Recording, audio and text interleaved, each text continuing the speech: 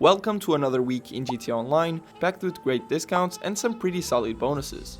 In this video, I'm gonna show you 5 things you need to buy this week to make the most out of the current deals. This update runs from July 10th to July 17th. If you enjoyed the video, drop a like, consider joining the family, and let's get right into it. Starting off with the property of the week, this time all green farms are on sale for 30% off, as well as a 2x speed boost. To get one, you'll first need to own a clubhouse, which you can buy from Maze Bank foreclosures. The location or upgrades of the clubhouse don't matter, since you'll mainly use it to access and purchase this and other businesses from the computer inside. Once inside, head over to your PC, go to the green farm section, and choose the one you want to buy. The Senchansky location is generally considered the best option, and if I'm not mistaken, it's also the cheapest. Green farms used to be one of the weakest businesses in the game, but thanks to the Money Fronts DLC and this weekly update changes, it has been buffed significantly, both directly and indirectly. The green farm works just like other MC businesses or similar to the Acid Lab or Bunker. You either buy or steal supplies, which are converted over time into stock that you can sell for a profit. Like always, buying supplies is far more efficient than stealing them. And to make this business really worth your time, you should definitely purchase the equipment and staff upgrades. Without them, it's just not that profitable. As for the security upgrade, it's not worth it. Even with it, raids are still frequent while you're registered as an MC President. So what you want to do is register as MC President, buy the supplies, and disband immediately. That way, production continues, but you avoid raids. When it comes to sell missions, they can be a bit frustrating, especially for solo players, since many of them require using multiple delivery vehicles, which can be time consuming. So you'll need to decide whether or not you want to commit to fully grind the business and spending that money on the upgrades. Now onto the recent improvements. If you own the hands-on car wash, you unlock the ability to purchase the smoke on the water business, which gives your green farm a 35% production bonus. That's a massive boost, and it also increases the passive income stored in the car wash safe. Also, one of the worst parts of the MC businesses, the post-OP van, has finally been completely removed from all MC cell missions, which is a huge relief, especially for solo players. There are still some bad cell missions, but this one was one of the worst offenders. Plus, the global sign-out timer was also improved to around 1 minute. Additionally, your nightclub warehouse can generate passive income using the green farm. Normally, it's one of the least profitable product types, so players skip it in favor of better options. However, this week, the green farm goods are producing at double speed, meaning you can replace it with something like sporting goods with it temporarily. Since South American imports, pharmaceutical research, and cash creation always fill up fastest anyway. It's very possible that this week organic produce might fill up at the same rate or even faster than those 3. After the event ends, you should go back to sporting goods if you want a maximum profit long term. But if you're not planning to sell as soon as those top 4 are full, it may not be worth switching at all. With all these recent upgrades and improvements, the green farm has become a surprisingly solid business, capable of generating a great amount of money, both directly and passively, even for solo players. Starting off with the first vehicle on discount this week, we've got the Canis Terminus 40% off, now available for $1.1 million, which is $700k less than usual. The Terminus is packed with customization options, just like you'd expect from a proper off-roader. When it comes to IMANI tech upgrades, this thing doesn't disappoint. You can equip armor plating, an RC control unit or missile lock-on jammer, and even slick proximity mines. With armor plating installed, it can tank up to 12 homing missiles or 4 RPGs, which is insane. And if you're also running the jammer, blowing this thing up becomes almost impossible. Its biggest downside, the windows. They're huge and offer zero protection, leaving you wide open to gunfire. That's really the only major flaw. Performance-wise, the Terminus delivers. It dominates both off-road and on regular roads. Acceleration is strong, the top speed is solid, and both handling and braking are surprisingly responsive. All in all, the Terminus is an absolute beast. Its only real downsides are the price when it's not discounted and the exposed windows, but outside of that, it's a top tier IMANI tech vehicle and off-roader. Moving on, we've got the LF22 Starling, also with a 40% discount, dropping its price from $2.7 million to $1.6 million.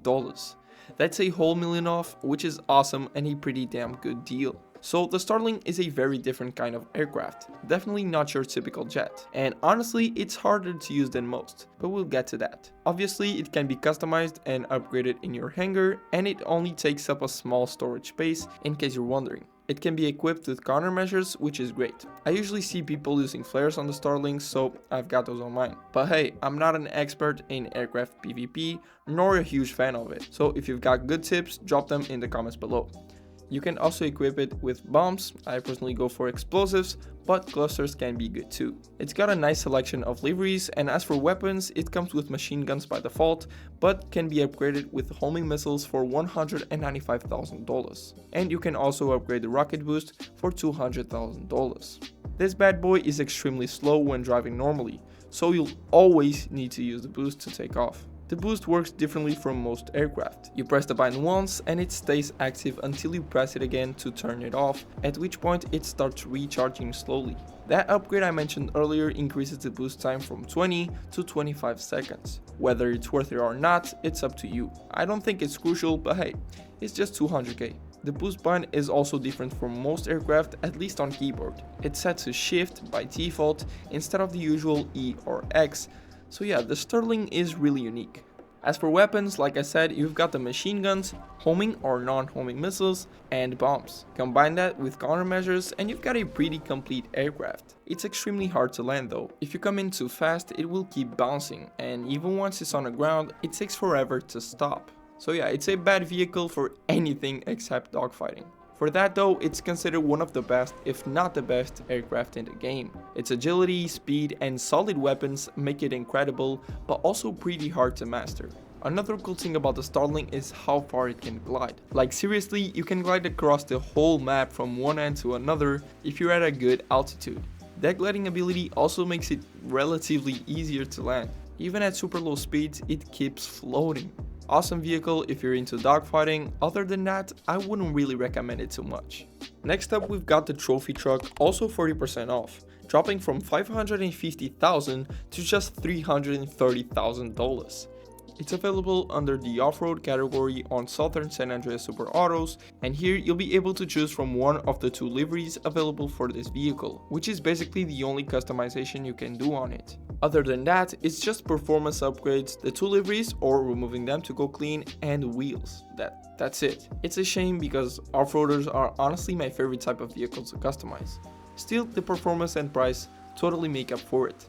It's super lightweight and has insane acceleration, which automatically makes it an excellent off-road vehicle. On top of that, it's all-wheel drive and has a very high ground clearance. This thing is super fun to drive, and for that price, you really can't go wrong. The OG Pegassi Zentorno is also on 40% discount this week, bringing the price down from $725,000 to $435,000. Pretty damn good. This is a real OG car, but I'm sure a lot of people still don't own it, so let's talk about it a bit. Starting with customization, nothing too crazy, but the options it does have are pretty clean. Even stock, the car looks really damn nice.